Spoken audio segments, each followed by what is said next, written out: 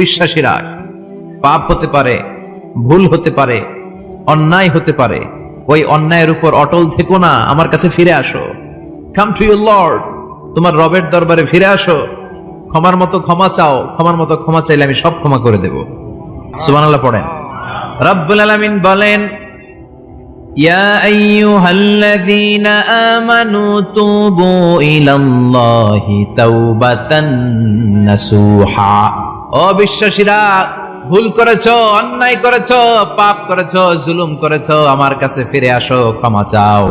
ক্ষমার মতো ক্ষমা চাইলে সব গুনাহ মাফ করে দিতে পারে কে? পাপ নাই, গুনাহ করি নাই, এরকম কেউ আছি? কথা বলেন। কত পাপ করছি, কোনো হিসাব আছে? পৃথিবীর কেউ না জানলেও জানে কে? পৃথিবী না জানুক আমি তো জানি, আমি কি পাপ করেছি হায়।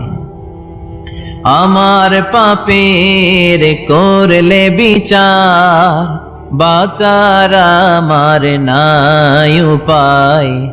দয়াময় প্রভু মাফ করো আমায়, মাফ করো আমায়। পড়েন আমিন। আমাদের পাপগুলো ক্ষমা করে কে? চিল্লায় বলেন কে? আল্লাহ ডেকে বলে, গোলাম আমি হলাম গাফিরুয যামব কাবিলুত তাওব। আমার কাজ হলো ক্ষমা করা, আমার কাজ হলো তওবা কবুল করা। শয়তানের কাজ হলো ওয়াসওয়াসা দেওয়া, আমাদেরকে ভুল পথে নিয়ে যাওয়া। আর আমাদের কাজ হলো ভুল করে ফেলা, আল্লাহর কাজ হলো ভুলগুলো মাফ করে দেয়া। আল্লাহ ডেকে বলে, গোলাম তোরা যদি ভুল না করতি, তোরা যদি পাপ না করতি, তোরা যদি অন্যায় না করতি, তোদেরকে ধ্বংস করে দিয়ে এমন একটা জাতি আমি এই দুনিয়ার বুকে তৈরি করতাম, যারা সকালবেলা ভুল করে দুপুরে মাফ চাইতো, দুপুরে ভুল করে রাত্রে মাফ চাইতো, আজকে ভুল করে আগামীকাল মাফ চাইতো। আর আমি আল্লাহ গুনাহগুলো তাদের সব ক্ষমা করে দিতাম। ক্ষমা করে দিতে আল্লাহর বড্ড ভালো লাগে। বান্দা আল্লাহর কাছে বারবার চাক, চোখের পানি ছাড়ুক, এটা আল্লাহ পছন্দ করে। চোখের পানির যে কত পাওয়ার আপনি কল্পনাই করতে পারবেন না। অনুশোচনার চোখের পানি চোখ বেয়ে নাকের ডগা পেয়ে জমিনে পড়ার আগেই আল্লাহ এই বান্দারে মাফ করে দেয়। বিশ্বনবী ডেকে বলে, ও আমার উম্মতেরা শোনো, আল্লাহর কাছে দুনিয়ার মানুষদের দুই ফোঁটা পানি সবচেয়ে প্রিয়।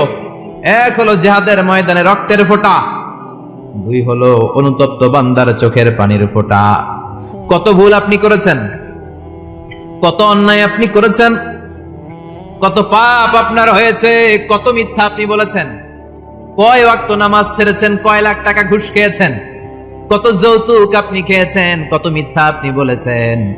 আপনার পাপ যত বড় হোক, যত বিশাল হোক, যত বেশি হোক, আল্লাহর দয়ার পরিসীমা তার চাইতেও বড়।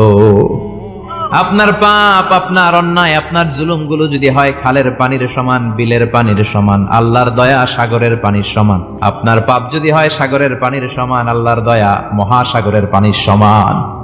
আপনার পাপ আর অন্যায় যদি হয় পাহাড়ের সমান, আল্লাহর দয়া আকাশের সমান। আপনার পাপ যদি হয় আকাশের সমান, আল্লাহর দয়া আরশের সমান। এজন্য আল্লাহ বললেন, ইয়া আইয়ুহাল্লাযীনা আমানু তুবু ইলাল্লাহি তাওবাতান নাসুহা। ও আমার গোলাম, তুই তোর নিজেরে যত বেশি ভালোবাসিস, তার চেয়েও আমি তোরে বেশি ভালোবাসি। তোর বাবা মা তোরে যত বেশি ভালোবাসে, তার চেয়েও আমাদেরকে বেশি ভালোবাসে কে? আল্লাহ বললেন, ভালোবাসারে তৈরি করার পরে আমি 100 টুকরা করলাম। চিল্লায় বলেন, কয় টুকরা?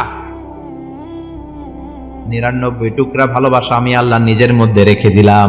1 টুকরা ভালোবাসা গোটা বিশ্বের সবার মধ্যে আমি ভাগ করে দিলাম। এজন্য আল্লাহ ডেকে বললেন, গোলাম আমি যে তোদের কত ভালোবাসি তোর ধারণা নাই। চোখের পানি ছাড়, গুনার কথা স্মরণ কর, তওবা কর। তওবার মতো তওবা করলে সব গুনাহ মাফ করে দিতে পারে কে? আল্লাহ। বিশ্বনবী বলে, আমার কোনো গুনাহ নাই, তারপরেও প্রতিদিন 70 বারেরও বেশি আমি তওবা করি। আল্লাহে ইন্নী আস্তাগফিরুল্লাহ ওয়া আতুবু ইলাইহি আকসার মিন 70 মাররা। Could you imagine that? কল্পনা করছেন কোনদিন যে নবীর গুনাহ নাই, ওই নবী তওবা পড়ে প্রতিদিন 70 বার, আকসার 70 বারেরও বেশি। আমার পড়া দরকার কয়বার? আপনার পড়া দরকার কয়বার? বিশ্বনবী 70 বারের বেশি বলে আমাদের পড়া দরকার কয়বার? আর আমরা প্রতিদিন পড়ি কয়বার? কথা কন। আমাদের ভুল হবে, ভুল হতে সমস্যা নাই, ভুল হওয়াই মানুষের স্বভাব, কিন্তু ভুল হওয়ার পরে ভুলের উপর অটল থাকা যাবে না। শয়তান আর মানুষের মধ্যে এই মৌলিক পার্থক্য। শয়তান ভুল করে ভুলের উপরে আছে, ঠিক কিনা? ক্ষমা চায় নাই, কিন্তু আমরা সকালে ভুল করলে দুপুরে মাপ চাই কার কাছে? মৃত্যুর আগ পর্যন্ত আমরা ক্ষমা চাইলে ক্ষমা করে দিবে কে? সব সময় 24/7 তওবার দরজা খোলা, দুইটা সময় ছাড়া। ভালো করে মনে রাখবেন, মুখস্থ ঠোঁটস্থ যেন থাকে। দুইটার সময় তওবা কবুল হয় না। চিৎকার করে বলেন কয় সময়? এক হলো বাদাল গারগারা, গারগারানি যখন আসে, মালাকুল মাউত যখন চলে আসে, মালাকুল মাউতরে যখন দেখে ফেলবেন তখন তওবা কবুল হবে নাকি? কথা কম।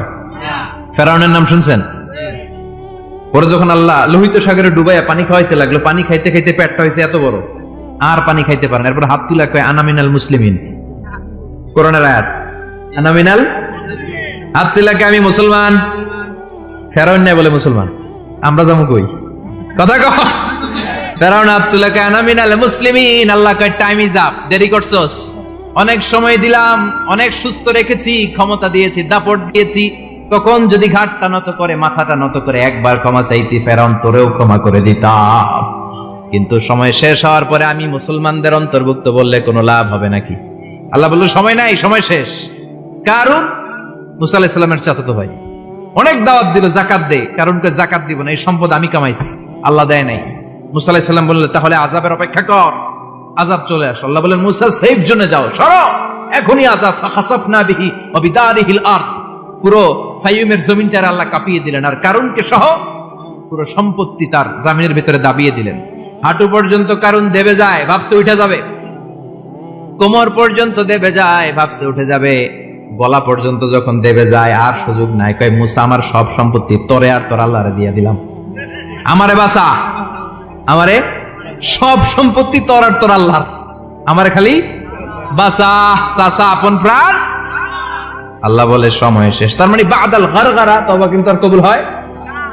এই হলো একটা। নাম্বার 2, বাদা তুলুই শামসি মিন মাগরিবিহা, প্রতিদিন সূর্য কোন দিক দিয়ে ওঠে? কথা কয় না? পূর্ব দিকে। কিয়ামতের আগ দিয়ে সূর্য আর পূর্ব দিকে উঠবে না, পশ্চিম দিক থেকে উঠবে। যেদিন প্রভাতে পশ্চিম দিক থেকে সূর্য উঠবে, ওই দিন থেকে তওবার দরজাটারে বন্ধ করে দিবে কে? তার আগ মুহূর্ত পর্যন্ত জীবনে যত গুনাহ করেছি, অন্যায় করেছি, চোখের পানি ছেড়ে ক্ষমা চাইলে ক্ষমা করবে কে? শয়তান আল্লাহরে চ্যালেঞ্জ দিছে, আল্লাহ তুমি আমারে জাহান্নামে পাঠাবা, আমিও তোমার বান্দা করে লয়ে একসাথে জামাতে ঢুকমু। একা ঢুকবো না, একা যাব না, তোমার বান্দাদেরকে সবগুলোরে জাহান্নামী বানায়া তারপরে ঢুকমু। তোমারে চ্যালেঞ্জ দিলাম, একটারও জান্নাতে ঢুকাইতে পারবা? আল্লাহকে তুই আমার চ্যালেঞ্জ দিলি? আমি তো সব রাজার বড় রাজা, মহারাজা, আমার চ্যালেঞ্জ দেশ, এত সাহস পাইলি কই? তুই আজীবন ওয়াসওয়াসা দিয়ে পাপ কাজ করাবি, একদিন তাফসীর মাহফিলে এসে আমার বান্দা ক্ষমা চাবে, আমি মাফ করে দেব, তুই কি করবি? আজীবন অন্যায় করবে, আজীবন পাপ করবে, জুলুম করবে, একদিন চোখের পানি ছেড়ে আমার কাছে কান্নার মতো কান্না করলে আমি সব গুনাহ মাফ করে দেব। এজন্য আল্লাহ বললেন ইয়া আইয়ুহাল্লাযীনা আমানু তুবু ইলাল্লাহি তাওবাতান নাসুহা। ভুল করেছো, তওবা করো, মাফ করবে কে? সাইয়েদনা আদম আলাইহিস সালাম ভুল করলেন, দুনিয়ায় এসে শত শত বছর কাঁদলেন, কিন্তু ক্ষমা হয় না। আল্লাহরে বললেন আল্লাহ কি করলে ক্ষমা পাবো বলো? ফাতালাক্কা আদামু মির রাব্বিহি কালিমাতিন ফাতাবা আলাইহি। আল্লাহ বললেন ও আদম, তোমারে কিছু কালেমা শিখায় দেই, এই কালেমাগুলো দিয়ে আমার কাছে দোয়া করো, ক্ষমা করে দেব। আল্লাহ শিখায় দিলেন ও আদম, দুই হাত তুলে চোখের পানি ছেড়ে আমার কাছে পড়ো, রব্বানা, পড়েন, রব্বানা যালামনা আনফুসানা ওয়া ইল্লাম তাগফির লানা ওয়া তারহামনা লানাকুনান্না মিনাল খাসিরিন। এটা শিখাই দিয়েছিল আল্লাহ। আল্লাহ আমি জুলুম করেছি, অন্যায় করেছি, ভুল করেছি, পাপ করেছি, তুমি যদি ক্ষমা না করো, ক্ষমা করার কেউ নাই, ঠিক কি না? আমরাও পাপ করলে এই দোয়াটা পড়ার দরকার আছে না নাই? 5টা শর্ত সাপেক্ষে আমাদের তওবা কবুল করবে কে? তওবা কবুল হওয়ার কিছু শর্ত আছে, 5টা। কয়টা? চিৎকার মেরে বলতে হবে, তওবা কবুল হওয়ার শর্ত কয়টা? 1 নম্বরে হচ্ছে আল ইকরা, acknowledgement. You have to give the acknowledgement that you are the greatest sinner on earth. আপনাকে ঘোষণা দিতে হবে যে আপনি পৃথিবীর সবচেয়ে বড় পাপী। 1 নম্বর শর্ত, আপনি বলেন যে আল্লাহ আমার চেয়ে বড় পাপী নাই, আকাশের নিচে জমিনের উপরে আমি সবচেয়ে বড় পাপী, এমন কোন পাপ নাই যেটা আমি করি নাই, ঠিক কি না? 1 নম্বরে পাপের ঘোষণা দেন। 2 নম্বরে আন-নাদাম, নাদাম মানে repentance, you have to be repentant for what you have done. আপনাকে অনুতপ্ত হতে হবে, চোখের পানি ছাড়তে হবে। আল্লাহ আমি লজ্জিত, আল্লাহ আমি নাদান, আমি পিশাচ, আমারে মাফ করে দাও। তার মানে স্বীকার গেলেন কি অন্যায় করেছেন। 2 নম্বরে আপনি অনুতপ্ত হলেন। 3 নম্বরে স্টপ, যেই পাপ করতেছিলেন ওটা থামান। Stop what you have done, যেটা করতেছিলেন আগে থামান। আপনি সুদ খাইছেন, অনুশোচনা আসলো, মাফও চাইতেছেন, আবার সুদও খাইতেছেন, হবে? আপনি ঘুষ খেয়েছেন, তওবা শুরু করলেন, আবার ঘুষও খেয়ে যাচ্ছেন, হবে? থামেন, স্টপ। 3টা গেল। 4 number, to hate what you have done, ঘৃণা করতে হবে। যে পাপটা করেছেন মন থেকে, ওই পাপটাকে ঘৃণা করতে হবে। 5 নাম্বার শর্ত হচ্ছে to determine that you never repeat this sin again in your life. আল্লাহর ওয়াদা দেন, কমিটমেন্ট দেন যে আল্লাহ আমার জীবনে পারতপক্ষে এই পাপ জীবনেও করব না। চিৎকার করে বলেন ঠিক কিনা? তার মানে আপনি স্বীকার যান, তারপরে আপনি অনুতপ্ত হবেন, যে পাপ করেছেন থামিয়ে দিবেন, পাপটারে মন থেকে ঘৃণা করবেন, আর আল্লাহরে ওয়াদা দিবেন আল্লাহ আর করব না।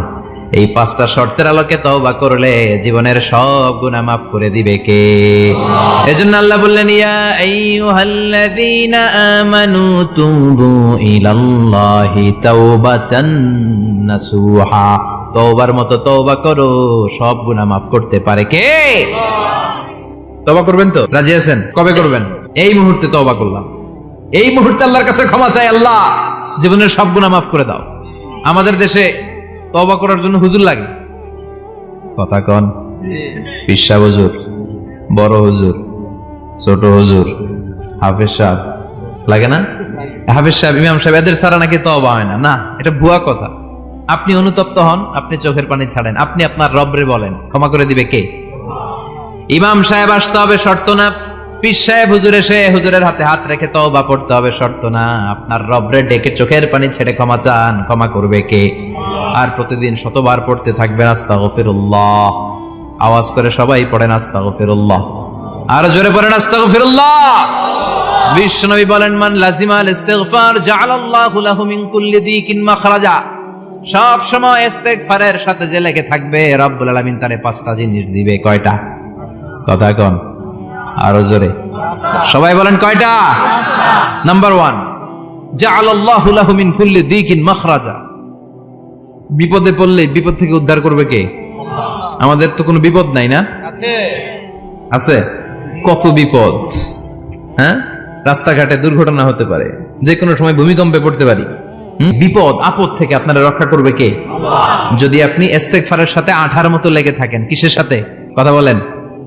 ইস্তেগফারের সাথে লেগে থাকতে পারলে 1 নাম্বার হচ্ছে বিপদে পড়লে আপনারে মুক্ত করে দিবে কে? 2 নাম্বার, ওমিন কুল্লি হাম্মিন ফারাজা, যে কোনো ধরনের টেনশন, হাইপার টেনশন থেকে বাঁচায় দিবে কে? আমাদের তো টেনশন মেনশন নাই না? আছে। লাইফ নিয়ে টেনশন, বাঁচার টেনশন, মরার টেনশন, ক্যারিয়ারের টেনশন, রাস্তাঘাটে যানজট, এটার টেনশন, পুলিশের দৌড়ানি, র্যাবের দৌড়ানি, বাড়ির ভাড়া, গ্যাস বিল, বিদ্যুৎ বিল, ছেলে মেয়েদের লেখাপড়া, কত টেনশন। এই সব টেনশন থেকে আপনারে মুক্ত করে দিবে কে? 3 নম্বরে, ওয়ারযুকহু মিন হাইসু লা ইয়াহতাসিব, এমন জায়গা থেকে আল্লাহ আপনার রিজিকের ব্যবস্থা করবে আপনি কল্পনাই করতে পারবেন না। সুবহানাল্লাহ পড়েন। 4 নম্বরে, সব সময় ইস্তিগফার যদি পড়া হয়, আল্লাহর কোনো আযাব ওই বান্দার উপরে আসে না।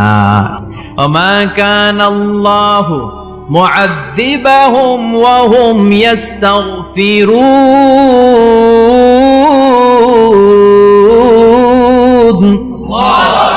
যতক্ষণ আমার বান্দা আমার কাছে ইস্তিগফার পড়তে থাকে, আমার কোনো আযাব বান্দারে পাবে না।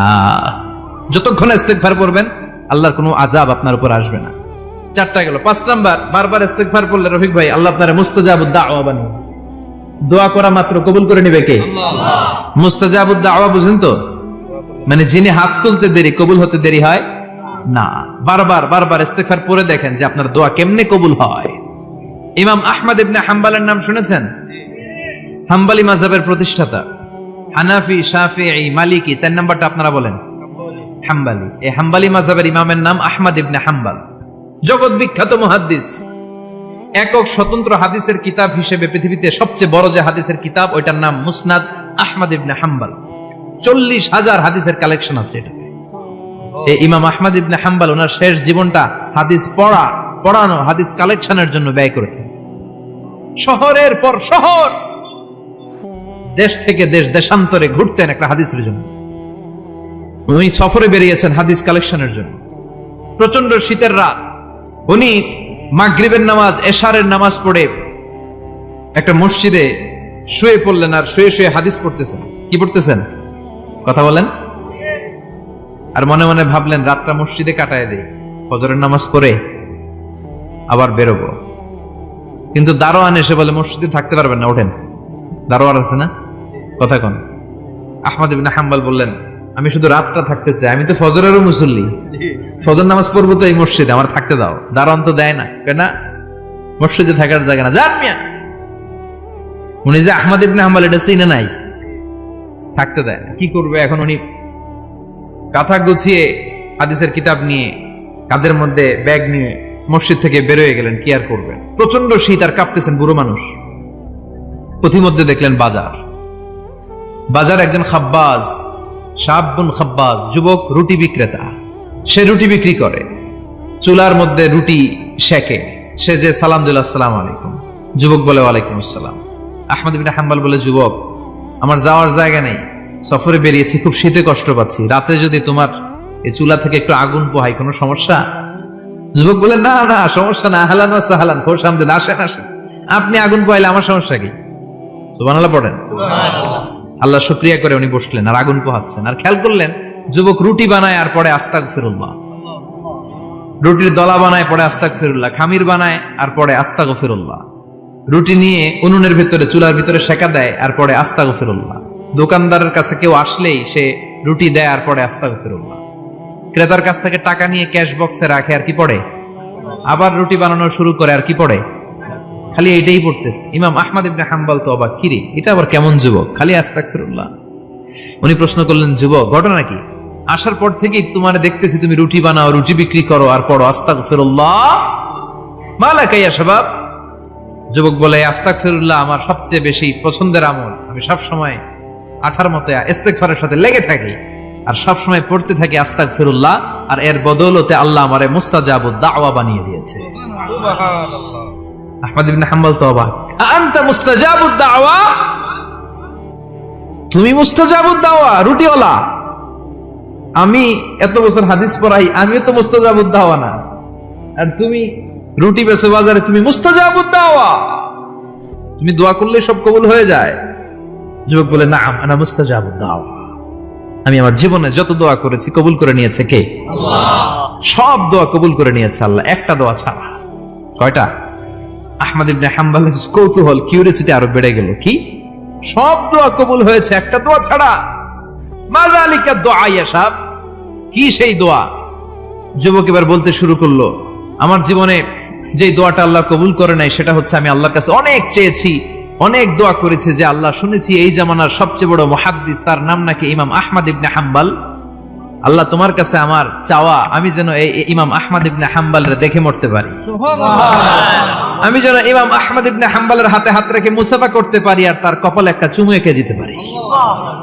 আহমদ ইবনে হাম্বল আবেগপ্রবণ হয়ে গেলেন, চোখের পানি ছেড়ে দিলেন, বললেন যুবক তোমার এই দোয়াটাও কবুল হয়ে গিয়েছে।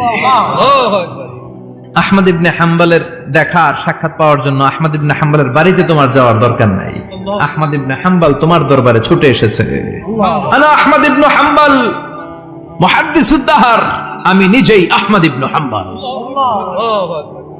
যুবক চোখের পানি ছেড়ে দেয়, আহমদ ইবনে হাম্বল চোখের পানি ছেড়ে দেয়। যুবক চিৎকার মেরে ইমাম আহমদ ইবনে হাম্বলকে জড়িয়ে ধরে, হাতে হাত রেখে মুসাফা করে, কপালের মধ্যে চুমু খায় আর আল্লাহর শুকরিয়া করে বলে ও ইমাম, আসলে এই দোয়াটাও আল্লাহ আজকে কবুল করে নিল। বিশ্বাস হয়? সবসময় ইস্তেগফার করলে আপনার দোয়াগুলোর এইভাবে কবুল করে নিবে কে? এই পাঁচটা জিনিস পাবেন সবসময় যদি ইস্তেগফারের সাথে লেগে থাকেন। রাজি আছেন তো? এই জন্য বিশ্বনবী সব সময় নামাজে সালাম ফিরানোর পরে পড়তেন আস্তাগফিরুল্লাহ। কি পড়তেন?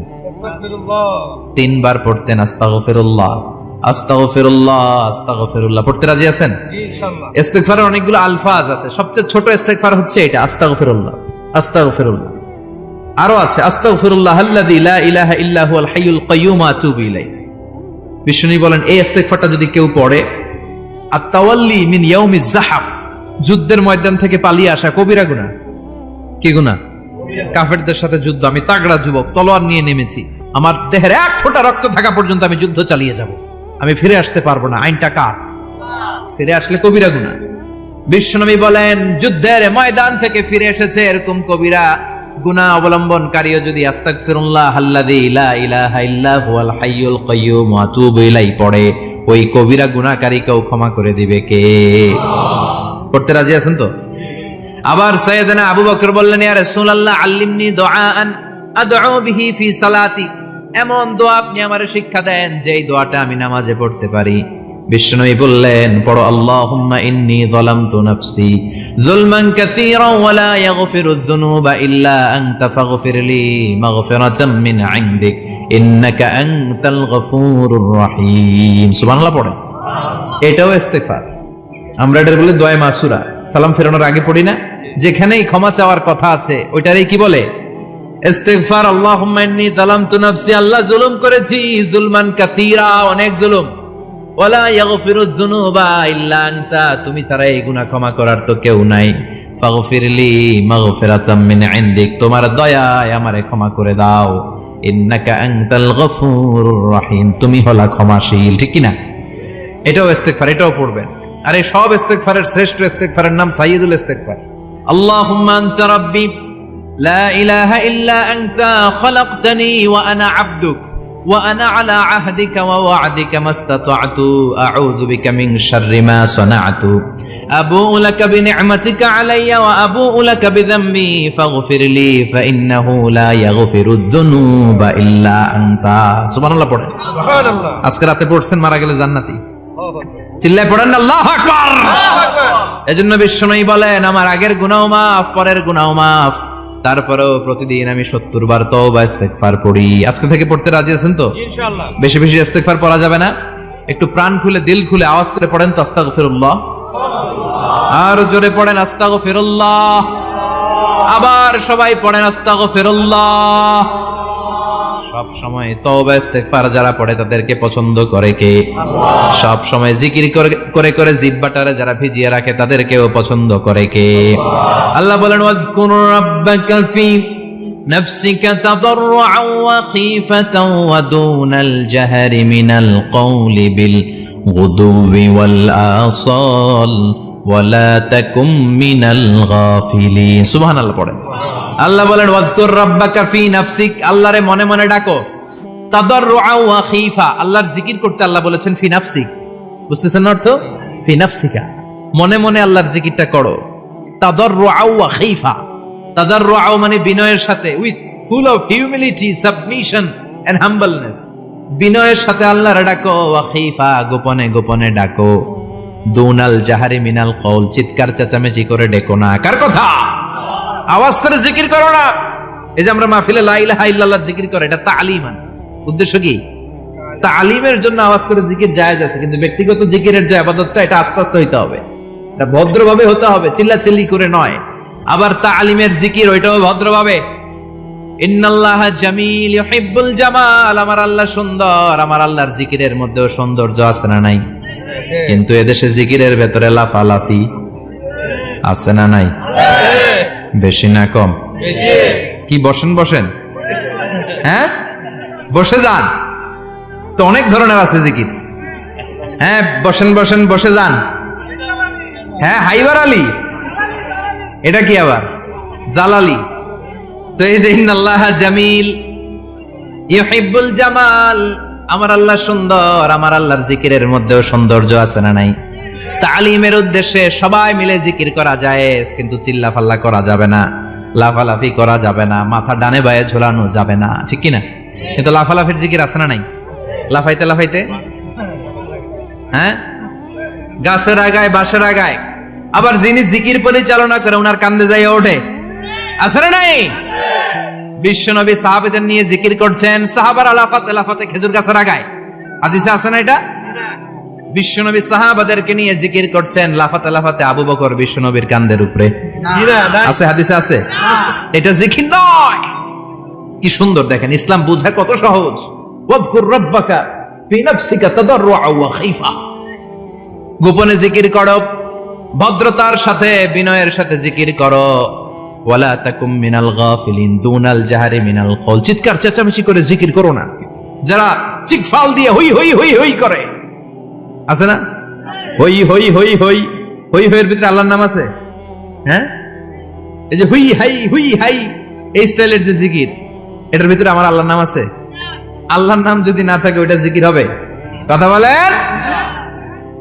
বিষ্ণু বললেন খবরদার, চিৎকার চেঁচামেচি করে লাফালাফি করে যারা জিকিরি করে এরা মনে করে আল্লাহ কানে শুনে না। কথা বলেন। আপনি গোপনেও আল্লাহর ডাকলে আপনার ডাকে সাড়া দিবে কে? এজন্য রাব্বুল আলামিন বলেন ফাযকুরুনি আযকুরকুম ওয়াশকুরুলি ওয়ালা তাকফুরুন। বান্দা আমার জিকির তোমরা করো, আমিও তোমাদের জিকির করব, ঠিক কি না? আমরা যদি আল্লাহর জিকির করি আমাদের জিকির করে কে? সুবহানাল্লাহ কইবেন না? আমরা আল্লাহর জিকির করে আল্লাহ নাকি আমাদের জিকির করে? জানো তো কথা এটা। আবার হাদিসে কুদসিতে আল্লাহ বলেন ফাইন যাকারানি ফি নাফসি যাকারতুহু ফি নাফসি। আমার বান্দা যদি একা একা আমার জিকির করে আমি আমার বান্দার একা একা স্মরণ করি। ওয়া ইন যাকারানি ফি মালাইন যাকারতুহু ফি মালাইন খায়রিম মিনহু। এরকম মহা সম্মেলন করে যদি কেউ আমি আল্লাহর জিকির করে আমি এর চেয়েও বড় মহা সম্মেলন ফেরেশতাদেরকে নিয়ে করে আমার বান্দারে স্মরণ করি। ওয়া ইন তাকাররাবা ইলাইয়া শিবরান তাকাররাবতু ইলাইহি যিরাআন। আমার বান্দা যদি আমার দিকে এক বিঘত আসতে চায় আমি আমার বান্দার দিকে এক হাত এগিয়ে যাই।